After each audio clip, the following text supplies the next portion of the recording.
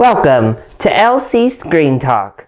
My name is Larry, and this is my review of Furious 7. It's the only way we know to go. Squad up, never roll alone. And we gon' ride on forever. We ride out together. So, I am a big fan of the Fast and Furious franchise. I love cars, and more specifically, I love racing. So instantly, I was drawn in when I saw the Fast and Furious movie. Here we are, 7 films later, and I still love it. Now, maybe more than ever, because this might just be the best movie in the franchise. So let's go ahead and talk about the many positives the film gets right. First of all, the cast is all back. The cast is there. We'll get to one particular cast member a little bit later in my review, but everybody's back. Vin Diesel was as good as ever. I thought Michelle Rodriguez was actually the best she has ever been playing the character of Letty. She showed some real fine acting chops that she doesn't really get to show off in this or any other role she's done. Plus, we still get that badassery from her against Ronda Rousey, who was not so good in the movie. But she's a UFC fighter. She's there to kick some butt, and she does. And that female fight scene was awesome. But Ludacris and Tyrese were funny. They were there. They served their purpose.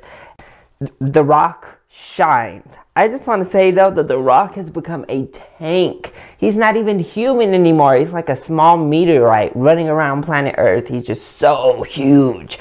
And it's kind of alarming. It's made him less attractive overall. And I'm kind of like, okay, calm it down, Rock.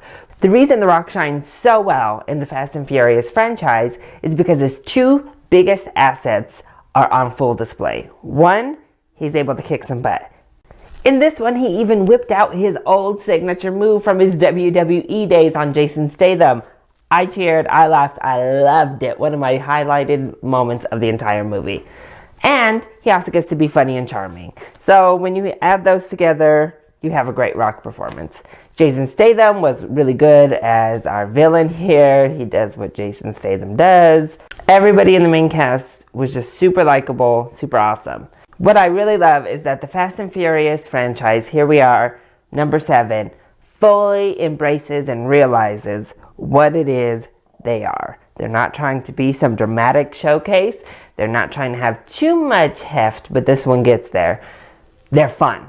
They're over the top. They're ridiculous. They defy physics time and time again, but you just have a blast. It's a fantasy film. It's an escapism film, and it is at the height of its genre right now. We don't get these. Everybody does want dark. Everyone wants deep. And sometimes you want to break from that. You just want to break from your world for 2 hours out of your week. And that's what the Fast and Furious franchise is here to provide you. They're funny, they're witty, and they provide blockbuster on a scale that almost no other franchise can even think of matching. What this movie also does, other than continue on this trend of getting more and more outrageous and providing more and more like jaw-droppingly crazy stunts, is it went back to its roots. We had an actual race in this one, which I think was kind of not present at all in the recent films. We got that race. We had the cars. We had the people still wanting to one-up each other in these sick cars. And the root of family is still so present in these movies. And it's just so genuine from these actors. We know that they've become a family. And it shines through their characters and their interactions. This is a family. And they stress the importance of family, of relationships. And that's such a big selling point for these movies. As well, you might think they're just big, loud, and dumb. They have a real heart that I don't think a franchise, period, been able to capture in a long, long time. And that's really something special. Also, it continues to be one of the most diverse franchises in film now.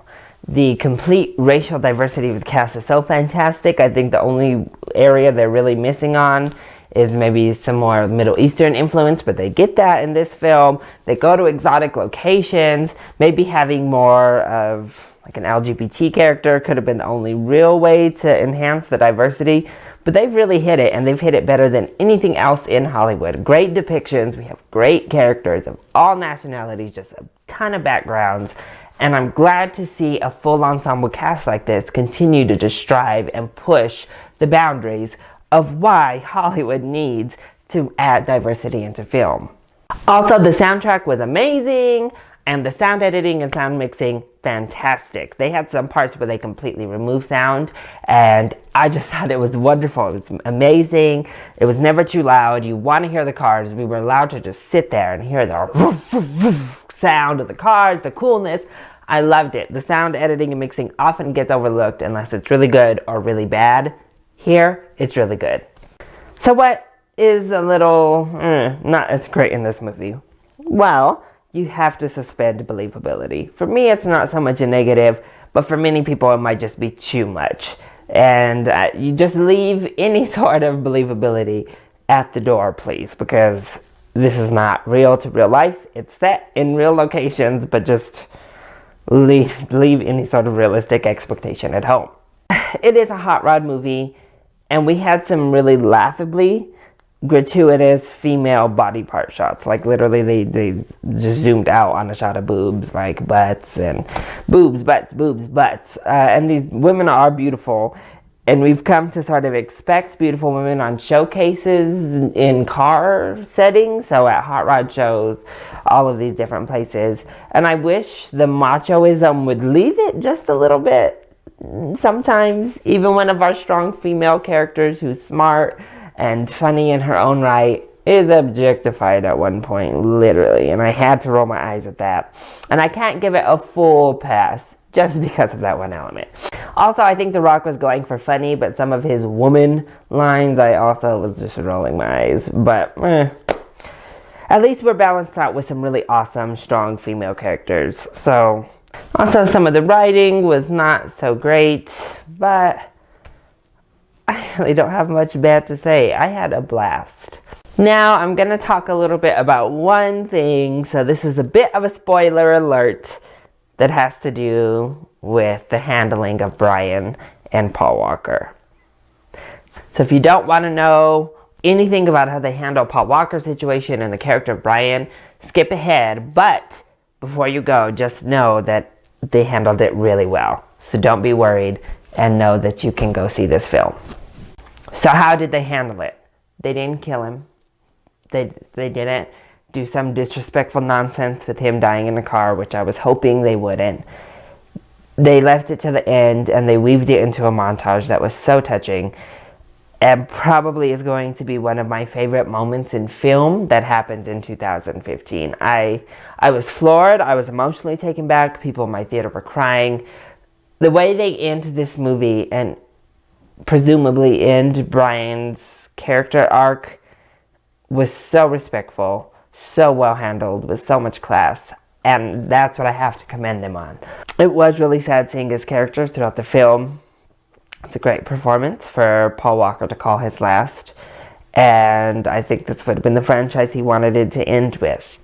Saying that, we saw the final ride or the last ride on posters. We heard Vin Diesel say it to his car, and of course we know what happened with Paul Walker and what they kind of set up at the end to be happening with Brian, his character.